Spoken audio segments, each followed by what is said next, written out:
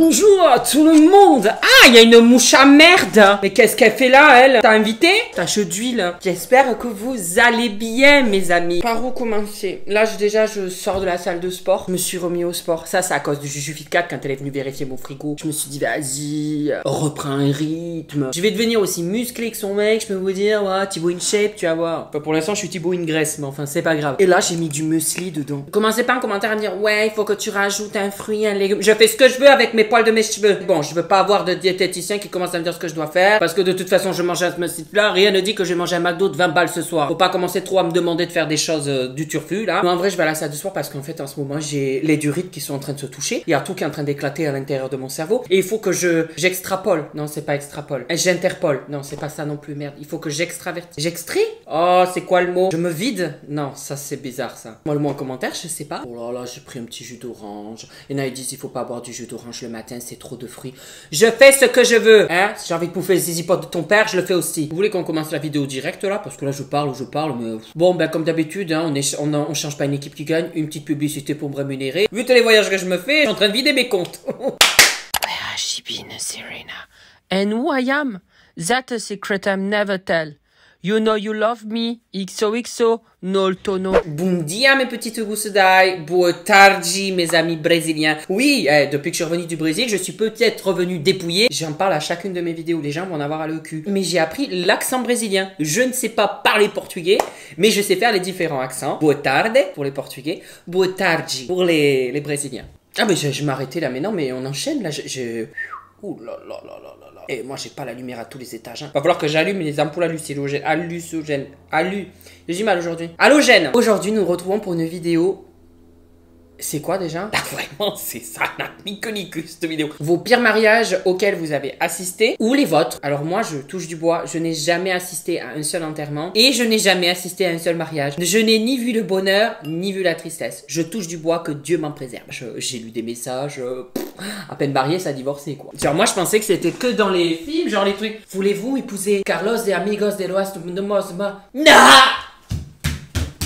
Chaud dehors, c'est caniculaire, hein. Je sais pas, Catherine Laborde, elle dirait quoi, là? Catherine Laborde, je suis sûre que là, elle dirait qu'il fait plus chaud que d'habitude, non? Ma famille et moi, on a été invités au mariage de mon oncle. Et le thème, c'était Peace and Love. Bonjour le mariage de Bof, les perruques et les lunettes en cœur. Il en avait de partout. Patrick Sébastien aussi, dans tous les sens. Oh mon Dieu. Enfin bref, on se serait cru à la foire, mais on s'est quand même amusé. Après, chacun choisit ce qu'il veut comme thème de mariage, hein. Mais moi, je sais pas, hein. On croirait qu'on a un anniversaire à la salle pot du coin du village. Marie Chantal qui fête ses 50 ans, quoi. Si je commence à entendre, on fait tourner les serviettes et les sardines. Moi, la dernière fois que j'ai entendu les sardines, j'ai fait une crise de panique, c'était dans le tram. Les gens à Bordeaux, ils étaient tous bourrés. On était collés comme ça dans le tram. Il y en a, ils fumaient carrément dans le tram. Et ils étaient là. Ah, qu'est-ce qu'on est serré au fond de cette boîte. Et moi, j'avais envie de dire, mais on est vraiment serré là, les gars. On va suffoquer, on va mourir en fait. Chante les sardines.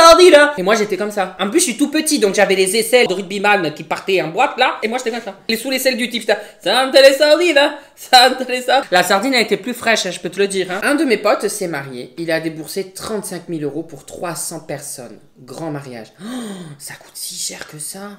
Oh là là là là, mais moi je me marie pas. Hein. Une dispute a éclaté dans leur famille et les mariés ont pris le parti de leur famille. Donc mon pote s'est grave énervé, une grande dispute entre eux a éclaté devant tous les invités. Puis ça a dégénéré. Genre elle lui a lancé des trucs dessus et lui a lancé des trucs sur elle. Pire mariage que j'ai assisté. Le pauvre gâteau a pris cher, j'ai même pas pu le goûter. Ils se sont séparés genre 4 heures après le mariage et aujourd'hui ils peuvent plus se voir en peinture tous les deux, donc 35 000 € dans le vide. Il aurait pu s'acheter une belle voiture. Mais moi j'ai l'impression quand je lis ça, je me dis c'est pas possible, c'est une série quoi le truc. Tu te rends compte, le marié il débourse 35 000 € un mariage, 4 heures après ils se séparent. Ils sont mariés, ils ont divorcé en 4 heures.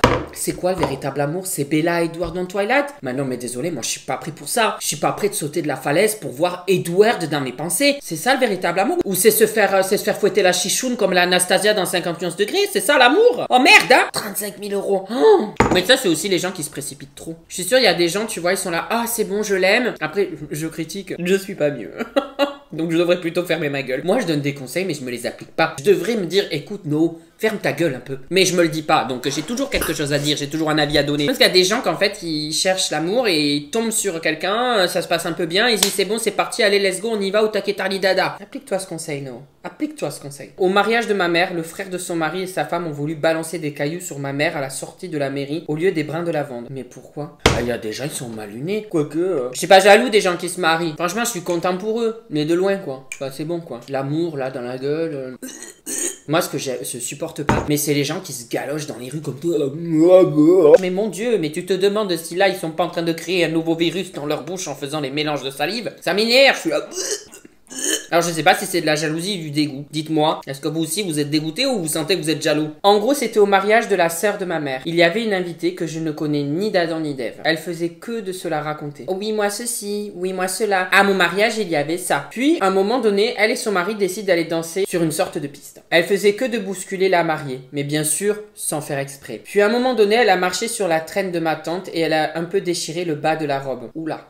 Pardon. Ma tante était furieuse. Elle a pris la femme, elle lui a foutu une claque et a pris son décolleté et a tiré de toutes ses forces pour qu'elle se déchire en deux. Ça a été tellement vite que personne n'a pu réagir que c'était déjà fait. Cette femme était connue pour ne jamais mettre de soutien-gorge. Et comme par hasard, elle n'en avait pas. Elle s'est donc retrouvée sans à l'air devant une quarantaine de personnes. Voilà, bisous. Elle a montré ses boobs à toute la salle. Non, mais enfin, à un moment donné, elle commençait à nous casser les couilles, celle-là. Heureusement qu'on n'est pas un Jacques qui touche au condamne parce que je lui aurais mis les nénés à l'air à elle.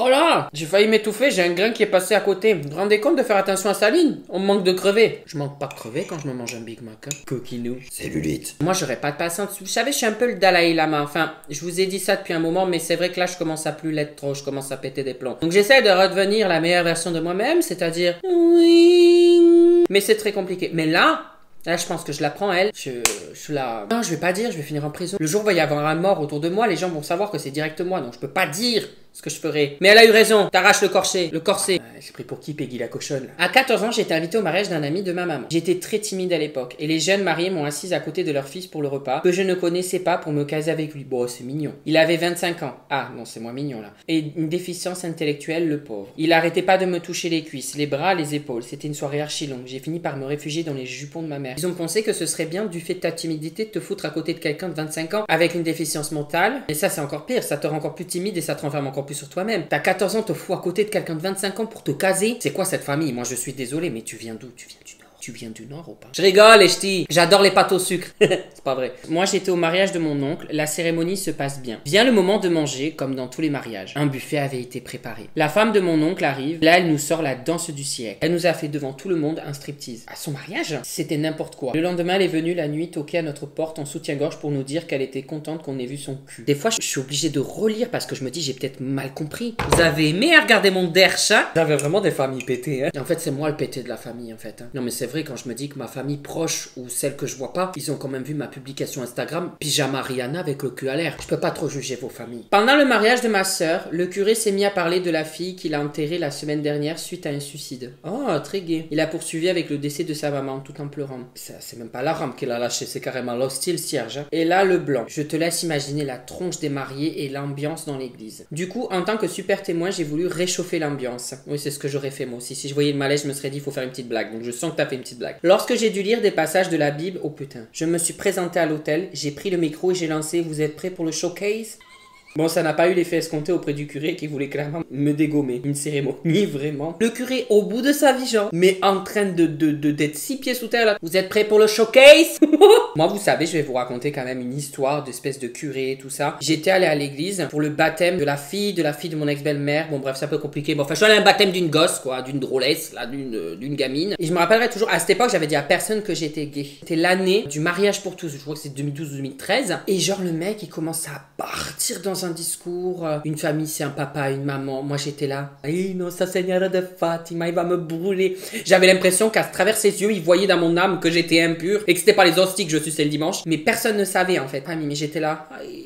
Aïe! Le diable! Mariage d'une grande cousine éloignée. L'animateur a voulu lancer quelques jeux pendant le repas, dont le concours de vitesse d'enfilage de capotes sur des carottes cloutées sur une planche en bois, avec et sans les mains. Le tout devant les enfants des invités. Aïe, mon Dieu Seigneur.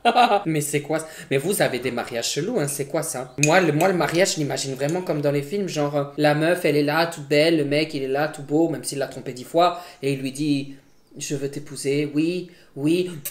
Et puis voilà. Même les mariages à Las Vegas où le curé c'est Elvis Presley, ça a plus de style que vos trucs quoi. Tu vas voir, je vais ramener Adrien moi au prochain mariage, les gens ils vont tourner de l'œil. Et mamie elles vont perdre leur dentier en voyant Adrien. Elles vont être jalouses. Adrien c'est... Oh god. J'ai assisté à un mariage où la mariée avait échangé son téléphone avec une amie pour envoyer des textos à son amant. Oh Quand on lui a demandé si elle était contente, elle a dit pas du tout, qu'il lui tardait que la journée soit terminée et la nuit de noces passée. Ça finit en tarte dans la gueule mariée belle-mère et la maman de la mariée bourrée en train de danser avec une plante en plastique. Vraiment, il y a des gens, il faut vraiment qu'ils aillent se faire soigner. Allez consulter un psychologue quand vous êtes à ce stade-là. À un moment donné, il y a des troubles. Hein. Et si on se faisait tous soigner, je pense que le monde s'en sortirait mieux et on irait vers des relations beaucoup plus saines. Ça y est, je vais m'énerver. Tout le monde se victimise. Oui, c'était un connard, nanana. Regardez-vous, vous aussi. Hein. C'est pas anodin si on va vers quelqu'un de mauvais. C'est parce qu'aussi, nous aussi, on va vers ce genre de personnes et on reproduit toujours le même schéma. Voilà, je m'énerve contre vous parce qu'il faut que je me l'applique à moi-même. On se fasse tous soigner là, parce que sinon on va avoir que des relations nocives dans nos vies. Hein. C'est pas alcoolique anonyme, mais c'est mal baisé anonyme. On va tous dans ce truc-là. Je vais créer le groupe. Vous voulez que je crée un groupe? Les mal baisés anonymes. Et on parle entre nous. Ce serait carré cool, les mal baisés anonymes. J'ai des idées qui me viennent comme ça, des fois je m'aime.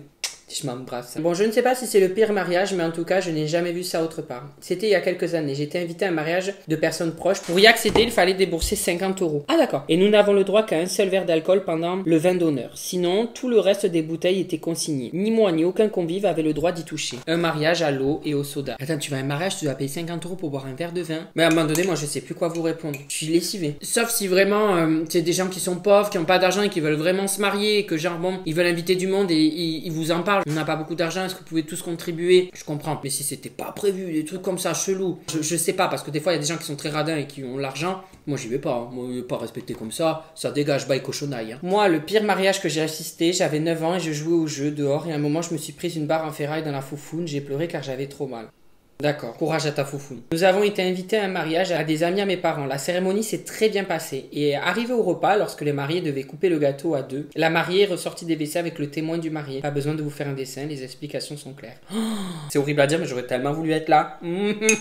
C'est putain de drôle. Hein. J'ai organisé le mariage de la cousine de mon copain. 2 enfants, enceinte du 3e. Le gars s'est barré la veille pendant qu'elle faisait pipi pour retourner avec son ex. Mais moi, ça me rappelle une histoire que je vous avais lue. Il l'a demandé en mariage le jour de Noël. Le lendemain matin, il s'était barré. Et vous voyez comment les hommes sont instables. Moi, ça me fait peur. C'est pour ça que j'ai une peur des hommes. Mais vous verrez dans mon livre 2. C'est très poussé cette peur des hommes que j'ai. Parce qu'en fait, ils sont instables. Je n'arrive pas à avoir confiance en eux. Parce que pour moi, c'est aujourd'hui, c'est un sourire. Le lendemain, en fait, ça disparaît de ta vie. Bref, on sent que je suis meurtrie. Ouais. Je vais pleurer. Non, c'est bon. J'ai assez pleuré dans ma vie que je te dis, j'ai même plus de larmes qui coulent. Je coule plus du cul tellement que j'ai des diarrhées en ce moment que des yeux. Donc, j'ai assisté à un mariage il y a quelques années maintenant et l'oncle de la mariée a couru derrière la sœur de la mariée et lui a dit sérieusement, mets-toi 4 pattes que je t'encule. Jamais été aussi mal. Je comprenais pas où j'étais tombé, mais c'est pas vrai. Oh, mais à un moment donné, là, il faut revoir ses familles, il faut faire le tri sélectif, hein. Le tri, c'est pas que les poubelles, hein. Il faut faire le tri sélectif des familles et des amis, là. Oh, ça va pas, hein, dans vos têtes, hein. Allez, le petit dernier. Mes parents, frères et grand-mère sont venus de Castres à Mulhouse pour mon mariage à 1000 km. Ils louent un gîte pour ne pas venir au mariage religieux musulman. Ils sont venus qu'à la mairie, sauf mon père. Il n'a jamais accepté mes choix de vie. Il a bloqué ma famille en cachant la clé de la voiture pour que le reste de la famille ne vienne pas à la salle le soir. 6 ans et j'en pleure encore. Inch'Allah, j'accepterai mes enfants, qu'importe ce qu'ils seront. Plus j'ai des preuves, plus j'apprécie ma vie, mon mari et mes 2 bébés. C'est un très beau message à la fin. C'est ce qui nous forge, les épreuves de la vie. Après, j'ose imaginer l'état que tu as dû être et que ça doit encore être une blessure, voilà. Même si ça fait 6 ans, la blessure elle doit être encore vive. Moi je comprends pas cette histoire de religion, ces guerres de religion, ces problèmes entre les gens qui sont racistes, islamophobes. Chacun trouve sa voie et sa foi là où il l'entend. Les diverses religions qui puissent exister. Je crois pas en une religion. Je vais dire que je crois en quelque chose, que peut-être il y a quelque chose au-dessus de nous, peut-être quelque chose de plus grand, peut-être par la nature, la terre, j'en sais rien, l'univers, j'en sais rien. Il y a peut-être quelque chose, mais voilà. Mais enfin, qui suis-je pour juger les religions? Qui suis-je pour juger ce que croit chacun? Du moment qu'on me fait pas chier, je fais chier personne. Ça ne me regarde pas. Je ne comprends pas comment des personnes peuvent être racistes, islamophobes, homophobes, xénophobes. Je n'ai jamais compris la haine. Ça a jamais mené dans quelque chose de positif. Je veux dire, en fait, ce que je veux dire, c'est que du moment que ça ne me regarde pas, je n'ai pas à juger. Voilà, tout simplement. Donc, bref, aimez-vous les uns les autres et nous serons heureux. Voilà. Et voilà, ça se finit sur une morale que peut-être certains appliqueront dans leur vie. Bref, voilà, j'espère que cette vidéo vous aura plu. Je vous dis à la semaine prochaine. Bisous mes gouzzai. Potarji. Oui, bon, c'est bon, je vais pas faire que ça, là. Alors là, t'as mes réseaux sociaux au milieu. Instagram, TikTok et Snap. Pardon. À droite, t'as les vidéos qui plaisent, des vidéos, enfin bref, tout ça, t'as compris de ma chaîne. Ah, sur ma tête, appuie sur ma tête, tu peux t'abonner, c'est super ça. Je suis un véritable youtubeur maintenant. Attention, hein, ça rigole plus.